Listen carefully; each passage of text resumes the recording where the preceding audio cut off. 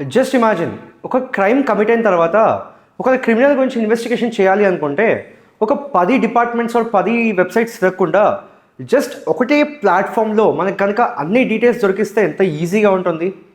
Yes, this is exactly what is going to happen through the NAT grid platform, అంటే national intelligence grid అనమాట. So ఈ platform ఏంటి, దీని purpose ఏంటి, ఇది ఎందుకు తీసుకొచ్చారు ఈ వీడియోలో చూద్దాం. అందరికీ నమస్కారం, this is Manoj and welcome to మన లా ఎక్సలెన్స్. సో ఈ వీడియో అయిపోయేసరికి you will be able to solve a prelims question which will be displayed in the end. So మెయిన్గా ఈ నాట్గ్రిడ్ అనేది ఏంటి అని చెప్పంటే, it is a digital intelligence database platform for security and investigative agencies. అంటే మనకి ఒక క్రైమ్ కమిట్ అయినప్పుడు ఏంటి అని చెప్పంటే డిఫరెంట్ సెట్స్ ఆఫ్ రికార్డ్స్ కావచ్చు, డిఫరెంట్ సెట్ ఆఫ్ ఇన్ఫర్మేషన్ అనేది కావాల్సి ఉండొచ్చు. ఈ ఇన్ఫర్మేషన్ అంతా కూడా రియల్ టైంలో యాక్సెస్ చేయడానికి, అండ్ అది కూడా ఇప్పుడు ఒకరి దగ్గర కాకుండా multiple government and private data sets కావచ్చు. అండ్ దీన్ని అన్ని ఇన్వెస్టిగేటివ్ ఏజెన్సీస్ ఏవైతే ఉంటారో ఇన్వెస్టిగేట్ చేసేవాళ్ళు, వాళ్ళందరూ కూడా ఒకటే ప్లాట్ఫామ్ నాట్గ్రిడ్ ప్లాట్ఫామ్లోనే దాన్ని యాక్సెస్ చేసుకోవచ్చు అనమాట, ఇన్ఫర్మేషన్ అంతా. సో దీని మెయిన్ పర్పస్ ఏంటి అని చెప్పంటే quick information retrieval for national security investigations. అంటే మనకి ప్రతిసారి కూడా క్రైమ్ కమిట్ అయిన తర్వాత initial hours are initial days of investigation ఏదైతే ఉంటుందో అది చాలా ఇంపార్టెంట్. ఎందుకు అని చెప్పంటే మనం ఇన్ఫర్మేషన్ ట్రాకింగ్ చేయడం కావచ్చు, కమ్యూనికేషన్స్ డీటెయిల్స్ క్రాక్ చేయడం కావచ్చు, అండ్ వాళ్ళ ట్రావెల్ డీటెయిల్స్ క్రాక్ చేయడం కావచ్చు. ఇవన్నీ కూడా మనకి ఇనీషియల్ డేస్లో చాలా ఇంపార్టెంట్ అవుతాయి. ఎందుకు? Early investigation and early identification of the criminals. So main purpose నేను ఇందాక మీకు చెప్పినట్టు it is design to prevent the intelligence gaps and enhance the coordination. అంటే మనకి జస్ట్ బికాస్ ఇప్పుడు ఒకసారి క్రైమ్ కమిట్ అయిన తర్వాత మెయిన్గా టైం పట్టడము, అన్ని డిపార్ట్మెంట్స్ నుంచి ఇన్ఫర్మేషన్ తీసుకోవడము, ఇదంతా చేయడానికి చాలా టైం పట్టచ్చు. ఆ రకంగా టైం పట్టకుండా intelligence gap or information gap ఏదైతే ఉంటుందో అది తగ్గించి కోఆపరేషన్ అనే దాన్ని పెంచడం కోసం అని చెప్పి మెయిన్గా ఈ ప్లాట్ఫామ్ అనేది తీసుకోవడం జరిగింది. సో మెయిన్గా ఇది ఎప్పుడు అని చెప్పంటే మనకి 26/11 ముంబై అటాక్ అనేది అయింది. సో ఈ 26/11 ముంబై అటాక్ అయిన తర్వాత మనకి ఏంటి అని చెప్పంటే మెయిన్గా ఈ లోటు ఏదైతే ఉందో, అంటే ఇన్వెస్టిగేషన్ పరంగా డిఫరెంట్ డిపార్ట్మెంట్స్ తిరగడం అదంతా. సో మెయిన్గా మనకి ఈ నాట్గ్రిడ్ లాంటి ప్లాట్ఫామ్ ఒకటి కావాలి మనకి అని చెప్పి మనకి అప్పుడు అనిపించింది అనమాట. ఎప్పుడు? 26/11 ముంబై అటాక్ అయిన తర్వాత. సో దీని ఎవల్యూషన్ కనుక చూసుకుంటే ఫస్ట్ ఇప్పుడు 2008లో అటాక్ అయిన తర్వాత ఫస్ట్ దాని జెనసిస్ కానీ కాన్సెప్షువలైజ్ అయింది మాత్రం 2009లో. సో మెయిన్గా కాన్సెప్షువలైజ్ అయింది 2009లోనే. బట్ మనం మెయిన్గా దీన్ని తయారు చేసి ఆపరేషన్ ఎప్పటి నుంచి చేసామని చెప్పంటే 2023-2024 సమయంలో ఇది మెయిన్గా మనం ఏం చేసాము, ఆపరేషనలైజ్ అనేది చేసాము. సో ఇనీషియల్గా ఏంటంటే మన పి చిదంబరం గారు ఇది మెయిన్గా ప్రపోజ్ చేశారు.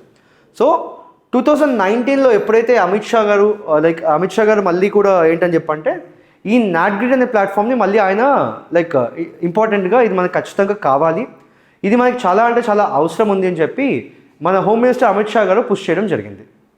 సో మెయిన్గా మనకి ఏమేమి యాక్సెస్ ఉంటుంది అంటే నాట్గ్రిడ్ అనే ప్లాట్ఫామ్లో మనకి ఏ ఇన్ఫర్మేషన్ దొరుకుతుంది అని చెప్పంటే first of all driving licence records, అంటే డ్రైవింగ్ లైసెన్స్ ఎక్కడుంది, ఎక్కడెక్కడ తిరిగారు ఏంటి అని చెప్పి. సో దాంతోపాటు ఆధార్ కార్డ్, దాంతోపాటు ఎయిర్లైన్ ట్రావెల్ డేటా, అంటే వాళ్ళు ఎక్కడికైనా ట్రావెల్ చేస్తుంటే ఎక్కడెక్కడ ట్రావెల్ చేశారు, ఎప్పుడు ట్రావెల్ చేశారు, ఇదంతా కూడా అనమాట. దాంతోపాటు బ్యాంక్ రికార్డ్స్, అంటే వాళ్ళకి బ్యాంక్ అకౌంట్స్ ఎక్కడ ఉన్నాయి, ట్రాన్సాక్షన్స్ ఎక్కడ చేస్తున్నారు ఏంటి, అంతే కదా. సో ఎందుకు అని చెప్పంటే మీరు చాలా సినిమాల్లో చూసి ఉండొచ్చు. ఆ సినిమాల్లో అంతా కూడా ఏంటి, bank records and the bank accounts play one of the crucial role to find the criminal కదా. దాంతోపాటు సోషల్ మీడియా అకౌంట్ డీటెయిల్స్, అంటే ఎప్పుడు యాక్టివ్ అయ్యారు ఏంటి, ఎక్కడి నుంచి యాక్టివ్ అయ్యారు, ఎక్కడి నుంచి లాగిన్ అయ్యారు, ఇవంతా కూడా. సో మనకి మెయిన్గా ఈ డేటా సెట్స్ అన్నీ కూడా మనం ఈ నాట్గ్రిడ్ అనే ప్లాట్ఫామ్లో మనము యాక్సెస్ చేసుకోవచ్చు. అయితే ఇంతకుముందు ఏమయ్యేది అని చెప్పంటే ఓన్లీ మనకి ఇంటెలిజెన్స్ ఏజెన్సీస్ ఉంటాయి కదా, ఐబీ కావచ్చు, రా కావచ్చు, ఎన్ఐఏ కావచ్చు, ఓన్లీ వీళ్ళు మాత్రం ఏంటి అని చెప్పంటే ఈ డేటా అనేది యాక్సెస్ చేసుకునేవాళ్ళు. కానీ ఇప్పుడు ఏంటి, మెయిన్గా మనకి ఎస్పీ సూపరింటెండెంట్ ఆఫ్ పోలీస్ ర్యాంక్లో ఉన్న పోలీస్ అఫీషియల్స్ కూడా ఇప్పుడు దీన్ని ఏంటంటే యాక్సెస్ చేసుకోవచ్చు అనమాట. సో మీకు అర్థమైంది కదా, ఇంతకుముందు ఏంటి అని చెప్పంటే ఓన్లీ ద ఇంటెలిజెన్స్ ఏజెన్సీస్ ఏవైతే ఉంటాయో వాటి వరకు మాత్రమే ఈ యాక్సెస్ ఉండేది. బట్ ఇప్పుడు ఏంటి అని చెప్పంటే ఎస్పీ లెవెల్ ఆఫీసర్స్ ఎవరైతే ఉంటారో వాళ్ళకు కూడా ఈ నాట్గ్రిడ్ చేయడానికి యాక్సెస్ ఉంది. సో మెయిన్గా ఏంటి, ఫస్ట్ అనేది ఇది ఏంటంటే ఒక సెక్యూర్ డిజిటల్ ప్లాట్ఫామ్ అనమాట. సో ఈ ప్లాట్ఫామ్లోనే నేను ఇందాక మీకు చెప్పినట్టుగా ఆధార్ కార్డ్ కావచ్చు, బ్యాంక్ ట్రాన్సాక్షన్ డీటెయిల్స్ కావచ్చు, ఎయిర్లైన్ ట్రావెల్ డేటా కావచ్చు, ఇలా మనకి డిఫరెంట్ ఇన్ఫర్మేషన్ అంతా కూడా ఈ ప్లాట్ఫామ్లో ఉంటుంది. అండ్ మెయిన్గా మల్టిపుల్ సోర్సెస్ ఎట్ వన్స్, అంటే multiple people multiple sources at once కూడా దీన్ని యాక్సెస్ చేసుకోవచ్చు ఒకేసారి. అండ్ మెయిన్గా ఇంతకుముందు మనకి ఏంటి అని చెప్పంటే, ఈ రకమైన డేటా అంతా కూడా మనకి అప్డేట్ చేయాలి అని చెప్పంటే ఫస్ట్ ఇన్ఫర్మేషన్ రిపోర్ట్ ఏదైతే ఉంటుందో అది పోలీస్ స్టేషన్లో ఫైల్ అవ్వాలన్నమాట. కానీ ఇప్పుడు మెయిన్గా ఈ నాట్గ్రిడ్ అనే ప్లాట్ఫామ్లో ఏంటి అని చెప్పంటే, వితౌట్ రిజిస్టరింగ్ ద ఎఫ్ఐఆర్, అంటే ఎఫ్ఐఆర్ రిజిస్టర్ అవ్వక ముందే కూడా మనకి ఈ డేటా అన్నిటికీ కూడా ఒకేసారి ఒకే ప్లాట్ఫామ్ దగ్గర యాక్సెస్ అనేది దొరుకుతుంది. సో మనకి అప్పుడు ఏమవుతుంది, ఇంతకుముందు నేను చెప్పినట్టు ఏంటి, ఒకసారి ఇన్వెస్టిగేట్ చేయాలని చెప్పంటే వేరియస్ డిపార్ట్మెంట్స్ దగ్గర నుంచి డేటా అనేది తీసుకొని రావాలి. బట్ ఇప్పుడు ఈ డేటా అంతా కూడా ఒకటే ప్లాట్ఫామ్లో మనకు దొరికేస్తుంది కాబట్టి ఇన్వెస్టిగేషన్లో it will be very easy to connect the dots. అంటే ఇది ఎందుకు అయింది, ఓకే ఇది దీనివల్ల అయింది, సో వీళ్ళు ఇక్కడ ఉన్నారు అందుకని క్రైమ్ జరిగి ఉండొచ్చు అని చెప్పి ఇలా డిఫరెంట్ డాట్స్ని కనెక్ట్ చేసి క్రైమ్ అనేది ఈజీగా సాల్వ్ చేసే స్కోప్ అనేది ఎక్కువగా ఉందన్నమాట. సో ఇప్పుడు ప్రజెంట్ చూసుకుంటే మనకి మొత్తం about 45,000 request per month, 45,000 request వస్తున్నాయి ఈ రకమైన ఇన్ఫర్మేషన్ కోసం, దానికోసం per month. So PM Modi like మన ప్రైమ్ మినిస్టర్ నరేంద్ర మోడీ గారు ఏం చెప్పారు అని చెప్పంటే, మెయిన్గా లైక్ స్టేట్ పోలీస్ని ఇంకా ఎక్కువ వాడండి, దీన్ని ఎక్కువగా యూజ్ చేయండి and try to like solve the cases more easily అని చెప్పి చెప్పడం జరిగింది. And states also asked it to use it liberally, అంటే ఫ్రీగా వాడండి పర్లేదు అని చెప్పేసి అందరికీ కూడా డైరెక్షన్స్ ఇవ్వడం జరిగింది.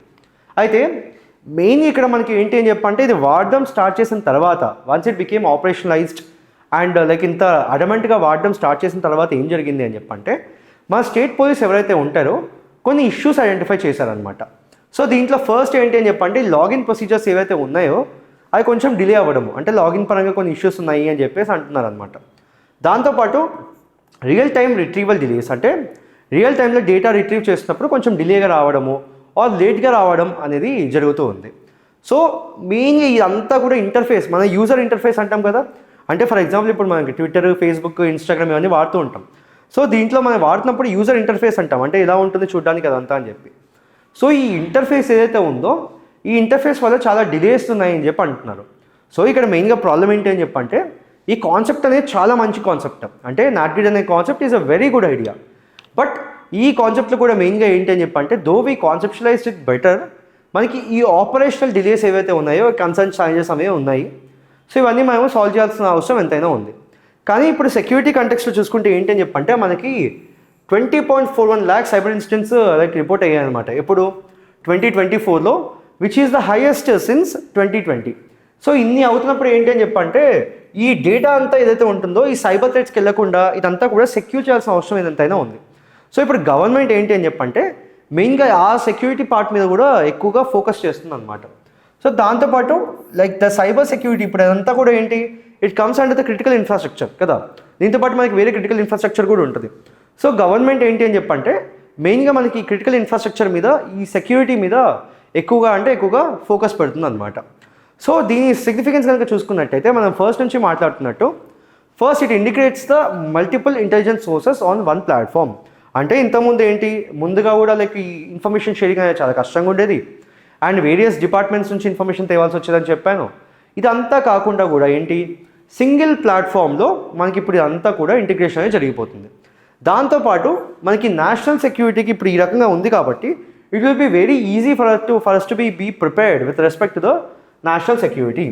దాంతోపాటు మనకి ఈ ఆర్గనైజ్డ్ క్రైమ్, టెర్రరిజంలో ఏంటి అని చెప్పంటే, మనకి ఈ రకమైన ఇన్ఫర్మేషన్ షేరింగ్ అనేది చాలా ఎక్కువగా లైక్ ఇంపార్టెంట్ అవుతుంది.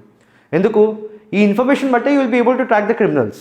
ఇన్ఫర్మేషన్ బట్టి అటాక్ ఎప్పుడు అవుతుంది ఏంటి, ఇదంతా కూడా మనము లైక్ ముందే ఇంటెలిజెన్స్ ఏజెన్సీస్ మెయిన్ పని ఏంటి, టు స్టాప్ ద అటాక్ ముందే కదా.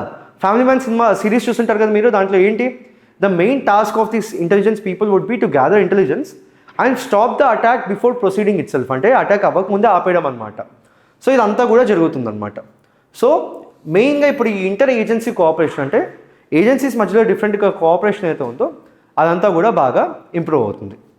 So this is all you need to know about this particular platform. So we'll be back again with another video. Thank you.